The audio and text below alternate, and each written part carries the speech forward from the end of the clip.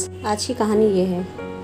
मध्य देश के अश्वपति नामक के राजा की कन्या सावित्री का जन्म सावित्री देवी की उपासना से हुआ था।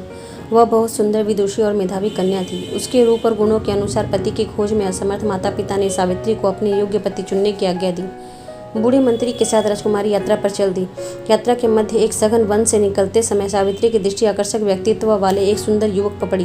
मंत्री की सहायता से उसका परिचय जानकर वे सब वापस राजधानी आ गए। उस युवक का नाम सत्यवान था। वह साल्व देश के राजा का पुत्र था। जंगल में ही पला बड़ा था। संयोगवश नारद जी भी वहीं उपस्थित थे। उन्होंने बताया कि जो वर सावित्री के ने चुना है उसकी आयु का केवल 1 ही वर्ष शेष है। तब सावित्री ने अपने पिताजी से कहा कि उसने एक बार जिसका वर्ण कर लिया है वह उसी से विवाह करेगी। विधि विधान से शादी संपन्न हो गई। विवाह के पश्चात सावित्री की दिनचर्या पति, सास और ससुर की सेवा तक ही सीमित रह गई। इसके साथ ही पति की दीर्घायु संबंधी प्रार्थना भी चलती रही। जिस दिन सत्यवान की मृत्यु निश्चित थी उसके 3 दिन पूर्व उसने निर्जल व्रत आरंभ कर दिया, किंतु उनकी दिनचर्या यथावत रही। अंतिम दिन सत्यवान के साथ लकड़ी लेने जंगल भी गई। अचानक सत्यवान की तबीयत बिगड़ने लगी और नारद जी की भविष्यवाणी के अनुसार सत्यवान ने देह त्याग दिया। यमराज सत्यवान के शरीर में से प्राण निकालकर पाश में बांधकर दक्षिण दिशा की ओर चल दिए।